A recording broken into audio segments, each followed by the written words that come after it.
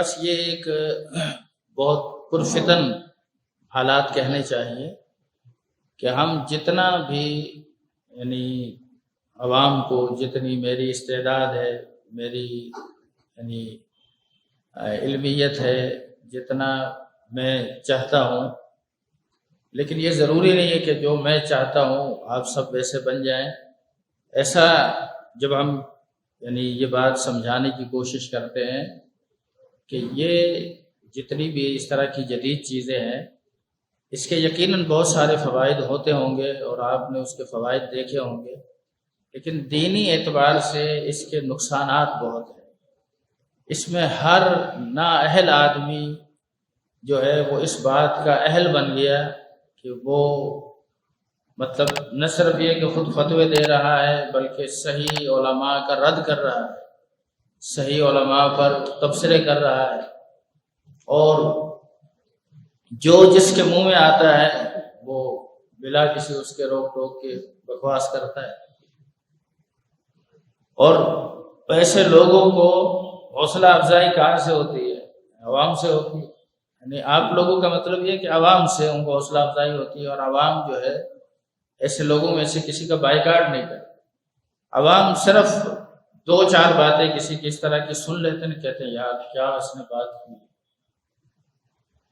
حتیٰ کہ یہ بھی ایک بہت ہی ناقص جواب کا طریقہ ہے کہ اگر کوئی شخص جواب دے رہا ہوتا ہے اور جواب دیتے وقت وہ قرآن کی کوئی آیت یا کوئی حدیث پیش نہیں کرتا بلکہ آپ کو عقلی طور پر قائل کر دیتا ہے، اور آپ عقلی طور پر اس سے متاثر بھی ہو جاتے ہیں، اس کی اس بات سے اس کی اس بات کو دل سے قبول بھی کر لیتے ہیں، اور یقین مانیے کہ یہ جواب کا سب سے ناقص طریقہ ہے۔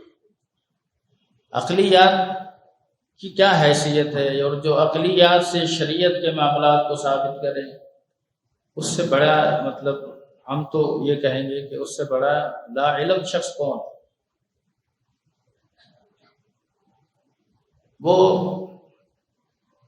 کسی نے ایک اسکالر تھا، اس سے پوچھا کہ جی عورت جو ہے وہ اس کے خاوند کی وفات کے بعد 4 مہینے 10 دن عدت گزارتی، تو وہ 4 مہینے 10 دن کیوں گزارتی؟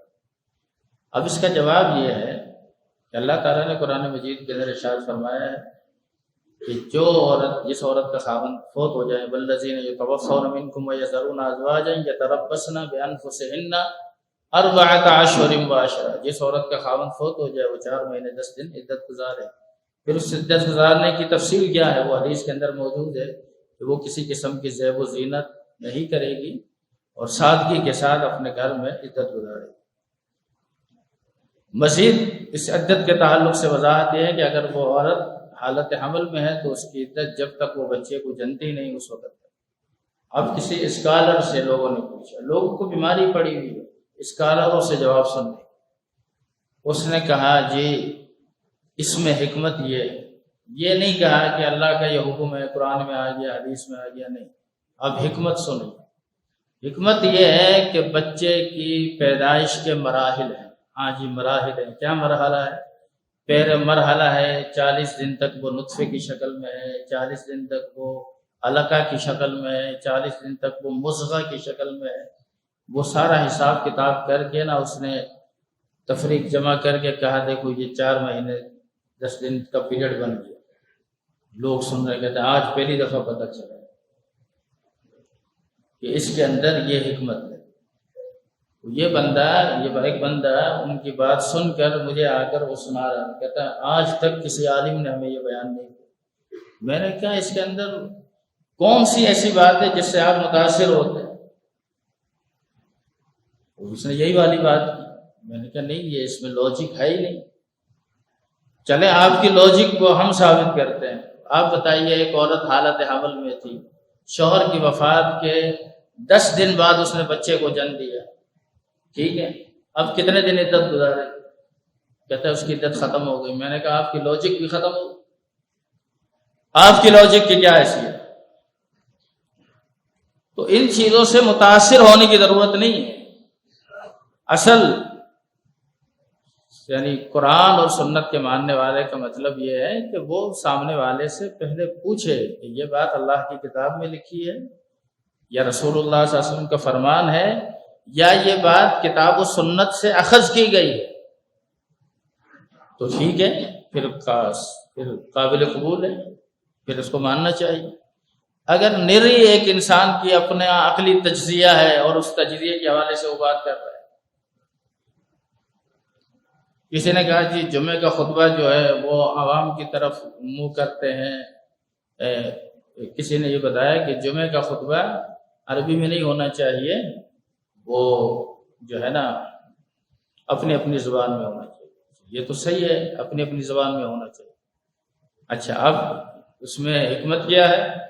حکمت یہ ہے کہ بھئی ظاہر ہے جس زبان کے لوگ موجود ہیں اسی کو سمجھانا ہے، اس کو واعظ و نصیحت کرنی ہے۔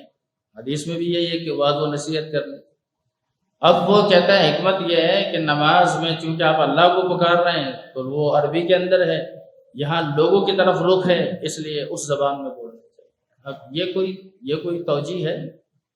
یہ کہیں بیان کیا گیا ہے کہ تمہارا رخ لوگوں کی طرف ہے اس لیے تم اردو میں، انگلش میں، پنجابی میں تقریر کرو؟ یہ تو نہیں۔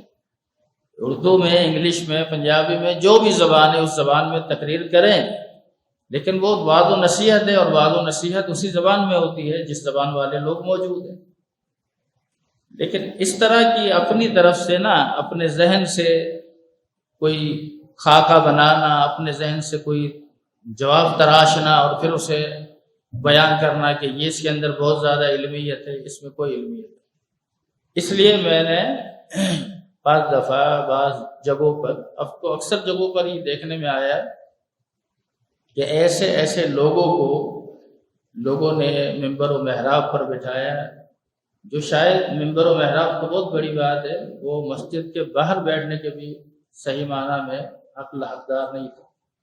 لیکن بس یہ آج کل کے جو میڈیا اور اس طرح کی چیزوں کے اندر جو آدمی چرب اللسان ہے، اور وہ اپنی چرب اللسانی کی وجہ سے ایسی باتیں کرتا ہے کہ لوگ تو ایسے کچھ ساتھی ہیں، ان کے اندر دیکھیے ان کے جواب کا پہلو یہ ہے کہ ایک تو ہے کہ وہ شخص خود عالم ہے سب سے پہلے نمبر پر، پھر وہ علماء کو پڑھتا ہے، اور علماء کو پڑھ کر عرب علماء کے فتاوی میں اختلاف ہے آپس میں بھی، لیکن ایک فتویٰ ہے جس کو لجنہ دائمہ کہا جاتا ہے، یعنی وہاں کی جو افتاء کمیٹی ہے اس کے اکثر ممبران، اکثر علماء اس فتوے پر متفق ہیں۔ اگر یہ ساتھی کم از کم لجنہ دائمہ کو پیش کرے کہ دیکھیں میں نہیں، یہ بڑے بڑے جو لجنہ کے اندر بڑے بڑے علماء ہیں وہ سب اس پر متفق ہیں، تو بھی یہ کسی حد تک بڑی خدمت کی بات ہے۔ ورنہ صرف ان علماء کا نام لے لینا یا کسی ایک عالم کا نام لے کر، اور وہ بھی جو انہوں نے کہا ہے اس کا کوئی حوالہ وغیرہ ذکر کرنے کے بجائے خود ہی آپ نے پڑھا، ان کے فتوے سے خود ہی سمجھا اور خود ہی اس کو بیان کر، یہ چیزیں بہرحال انسان کو خطرناکیت کی طرف لے جاتی ہیں، اور اس سے انسان حق کے زیادہ قریب نہیں ہوگا، حق سے دور ہوتا چلا جائے گا، علماء سے دور ہوتا چلا جائے گا۔ کوشش کریں ایسی چیزوں کی طرف نہ جائیں، ایسی چیزوں کو نہ سنیں۔ باقی سورۃ الکہف پڑھنے والا جو واقعہ ہے صحیح ہے، وہ قابل عمل ہے، یا اسی طرح سورۃ الملک ہے وہ بھی صحیح ہے، ہر رات اسے پڑھنا چاہیے۔ یہ بعض فنی اعتبار سے معاملات ہوتے ہیں روایت کے اندر جس کی بنیاد پر اس پر کسی قسم کا کوئی حکم لگا ہے، لیکن ایک حکم کی نوعیت یہ ہوتی ہے کہ واقعتاً روایت ساقط الاعتبار ہے، اس درجے کی نہیں ہے۔ اگر آپ اس طرح کی باتیں کرنے پر آ گئے تو پچھلے دنوں کسی نے یہ تحقیق کی کہ جو فرض نماز کے بعد آپ آیت الکرسی پڑھتے ہیں اس پر بھی کہا، یعنی بات کرنے پر اگر آپ چلے جائیں گے تو پھر تو اللہ ہی معاف کرے، لیکن اس کا کچھ اسلوب ہیں، کچھ فنی اصطلاحات ہیں، کچھ فنی باریکیاں ہیں، اس لیے علماء عوامی استعداد کو سامنے رکھ کر یہ کہتے ہیں کہ ہاں یہ پڑھی جائے۔ اب ایک دفعہ ہم نے ایک واقعہ بیان کیا، مجھے ایک صاحب کھڑے ہو کر کہنے لگے واقعہ ضعیف ہے، حدیث نہیں ہے۔ میں نے اس کو پوچھا اس میں کیا ضعف ہے، کس وجہ سے حدیث ہے؟ کہتا ہے بس وہی جو ضعیف ہے۔ میں نے کہا ضعیف حدیث کیا ہوتی ہے؟ کہتا ہے وہی جو ضعیف ہوتی ہے۔ میں نے کہا صحیح؟ کہتا ہے صحیح وہی ہے جو صحیح ہوتی ہے۔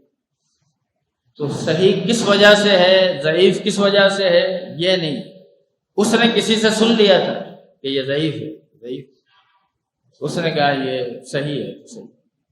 تو میں نے کہا تمہارا اپنا تو کوئی معیار نہیں، تم اپنی طرف سے جہاں کسی سے سنا، اگر آپ گفتگو کرتے وقت کسی سے سمجھنا بھی چاہتے ہیں تو یوں نہ کہیں، اگر بالفرض آپ نے یہ سنا ہے کہ وہ روایت ضعیف ہے تو آپ یہ کہیں کہ میں نے کسی اہل علم سے سنا، وہ یہ کہہ رہے تھے کہ روایت ضعیف، تو آپ میری رہنمائی کریں، یہ بات تو سمجھ میں آتی۔